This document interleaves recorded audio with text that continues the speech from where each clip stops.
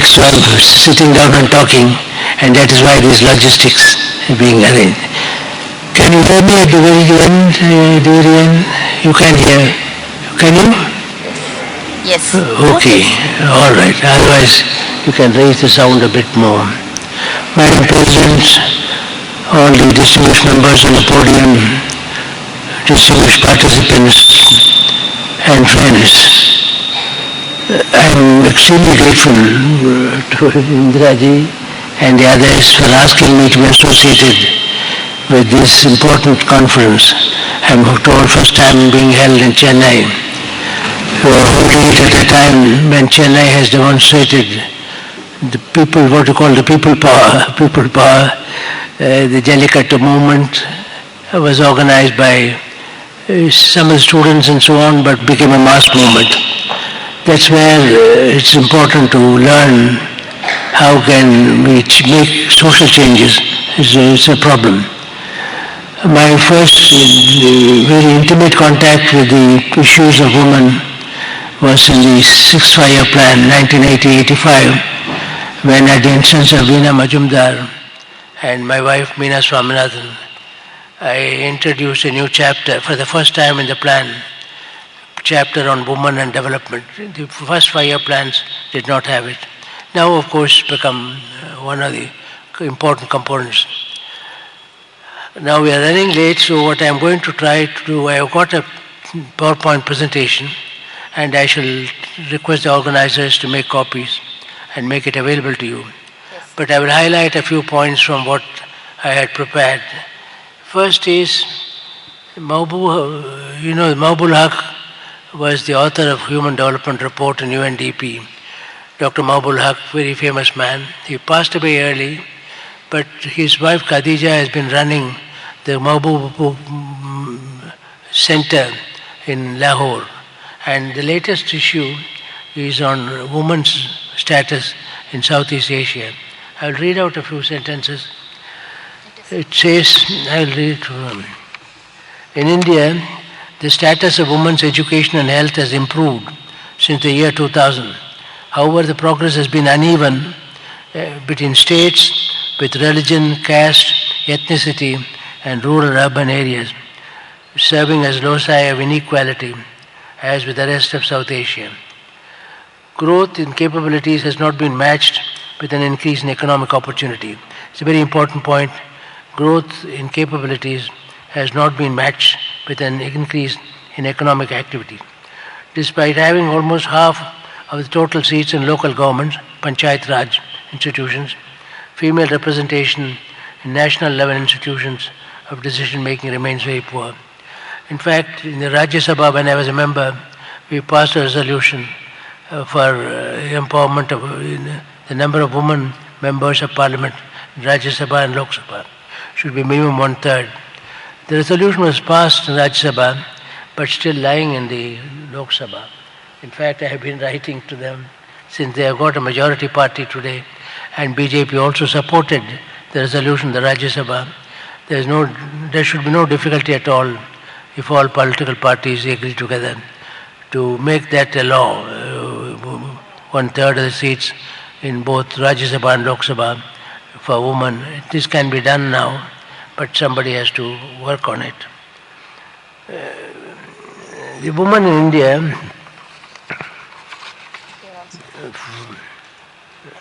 the failure of neoliberal policies to foster gender inequality is profound.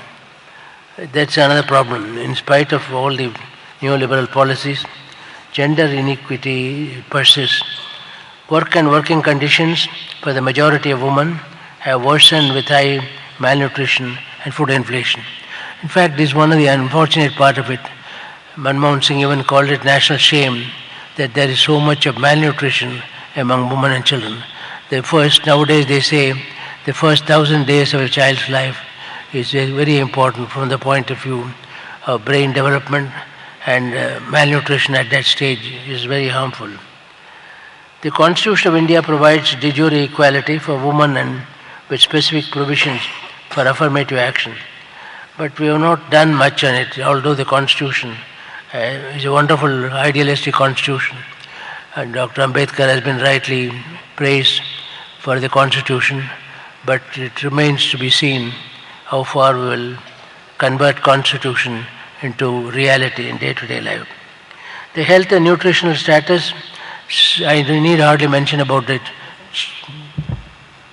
Child sex ratio. Sex ratio, unfortunately, is getting worse in more affluent areas like Punjab, Haryana. I don't understand why we normally say with education, with increased economic well-being, the sex ratio will become normal, each equal number of women and men, children. But in the last census, you find Punjab, Haryana, some of those states are getting bad. This is a matter of a real concern. Women's health and nutritional status is extremely poor. The approach towards women's health is piecemeal and not nutrition and life cycle oriented. A major focus is the absence of universal coverage despite Supreme Court orders in the ICDS scheme. ICDS Supreme Court has mentioned it clearly, it should be universal. Another quotation from the same Mabul Haq Center's, the latest report, sexual harassment and violence has become key restrictions that make even otherwise supportive parents unwilling to send their daughters to school. This has really become an important issue in our country. Daily in the media you will find several cases reported from different parts. India is ranked only 109th in the world rankings of women in national parliaments. There is also a gender inequality index which I have cited from the report. You can go through it. India has the second highest gender inequality rank, 130 out of 188 countries. We rank 130 out of 180 in the gender equity index within South Asia. Let me say a few words about my own field of agriculture, because 60% of our population are in the field of agriculture, and 60% means 60% men and women. Unfortunately, if you go to the history of agriculture, the very first domestication was done by women. In fact, I am saying this because women have not been included as in the definition of farmer until recently. That's surprising because they started the agriculture. If you go to Along in Arunachal Pradesh, in the temple you will find a lady whom they say introduced rice into cultivation. The philosophy is that men went out for hunting while women started gathering seeds and cultivating them, and that's what is called domestication or the beginnings of agriculture. There is no definition of a woman farmer until recently. We have in the National Commission on Farmers, in fact the very first chapter of the National Commission on Farmers deal with women in agriculture. It's very comprehensive treatise, and you will find there the definition of woman farmer is a very broad one. It's same as male farmer. Whatever male farmers can be male or female, and therefore to identify one sex alone with farming is wrong. Of course there are some differences in work. For example, women do most of the back-breaking jobs, and also in the Philippines, for example, they have in Tagalog, they have a song which says planting rice is no fun, back-breaking job, the whole transplantation of rice. So definition of woman farmer, look at it when you get time, it's a very important area. Then we're going to the gender gap, how to fill up the gender gap in agriculture development, elimination of discrimination against women in access to agricultural resources, education, extension, financial services. This is the most important part of it. Land rights to women, this has been demand for a long time, or even at least a joint patta. If you don't have it, if you look at, for example, Kisan credit cards of NABARD, you will find several crores have been given. But if you ask them how many for women farmers, they are not able to say. They say it must be very low, largely because they don't have the patta to land. We have seen it also in the areas in Vidarbha where there has been a lot of suicides of male farmers. The women suffer, double suffer because the husband has gone. Secondly, the land goes away because the land is not in their name. It is in the name of the father-in-law or brother-in-law and so on. So the various rights, land rights, and the other major contribution is the National Rural Employment Guarantee Program, Mahatma Gandhi National Rural Employment Program. When it was being developed from the National Commission of Farmers, we gave evidence before that parliamentary committee and suggested that what they should do is to have a different definition for women farmers. In other words, unfortunately, that particular law prevents skilled work being given under this category. I don't know why the skilled work, but we said at least in the case of women running a balwadi, running an anganwadi, running a noon meal program, many of these should come under Nariga so that you have enough support from them. Not been done, but if you look at my pictures, can you go through?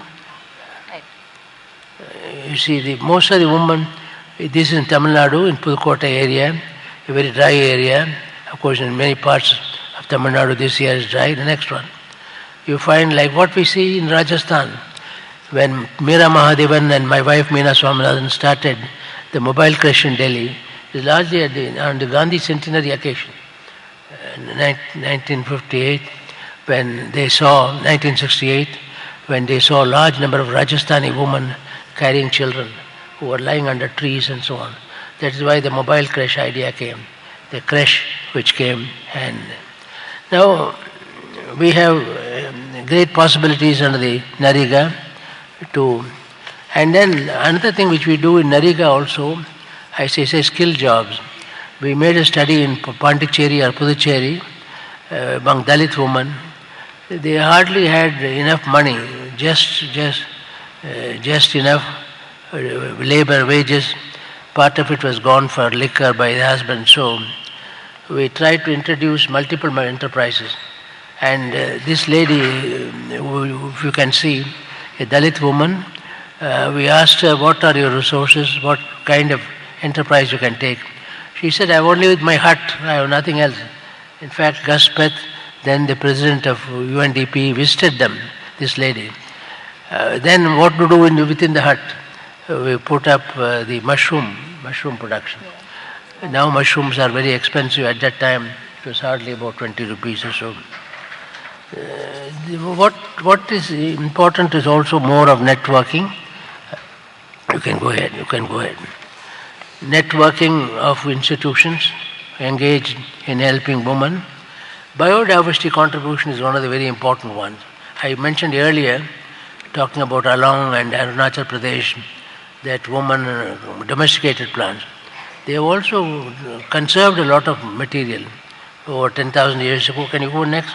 For example, these women who will see, they are from Orissa, Koraput district.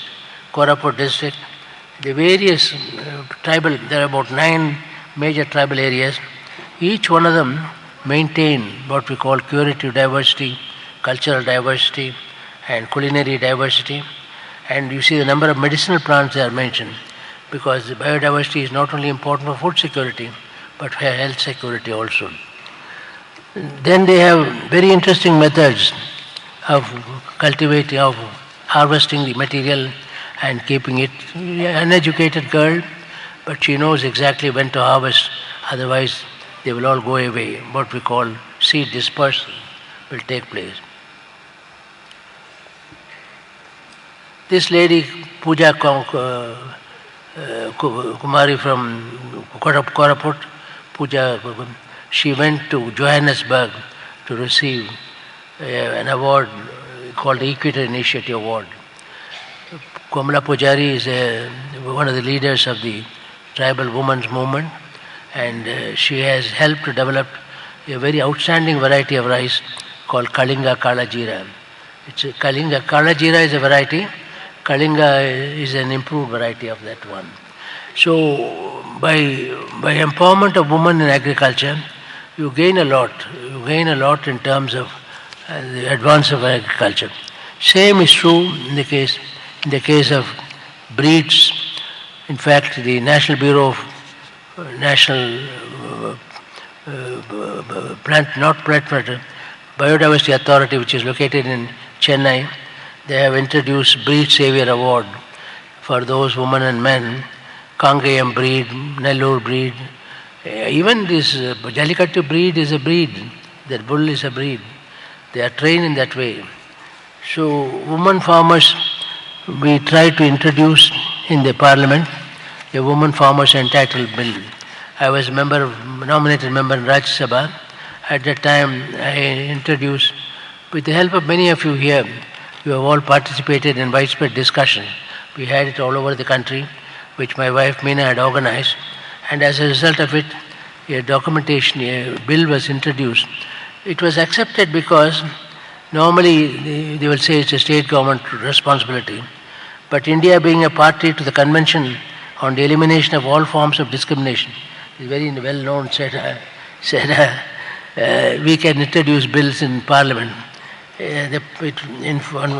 Parliament was mostly disrupted, and so we couldn't get time to discuss. But I would request the Association of Women Studies to go into this bill carefully, because a lot of work has gone. What are all the necessities of women farmers? Their land rights I mentioned earlier. Unless they have a part of land, credit is not available, water is not available, the other resources are not available. A new deal, so we need a new deal for women in agriculture. That is what the provision under the bill says. Male-female differentials, wage differentials are very high. A number of reasons for it. The National Food National Food Security Bill, for the first time, Aruna was also involved. The National Food Security Bill, it provides the entitlement to the senior most woman in the family. It also talks about life cycle approach. It talks about the first 1,000 days. So the number of features, pro-woman features, the National Food Security Bill, there is need for some more. But let me finally say a few words about the kind of institutional structures you require for women. We found when we came here in Chennai, 1989-90, I had consultation with a large number of married women who have children, and they said they would like to have an opportunity for utilizing their knowledge. So with the help of the Tamil Nadu government, we set up a women's biotech park. It's functioning very well in Chirichere. We need many more of those facilities because we require facilities for skilled work, not unskilled work. Many of these are MScs in biochemistry and so on, and they have taken up a large number of practice. The same is true after tsunami. After tsunami, we had a problem with the fisherwomen. Normally, when we talk about women, they are neglected. Fisherwomen, tribal women, these people are much more neglected than the others. Fisherwomen were in difficulty because the boats have gone and the husbands are without work.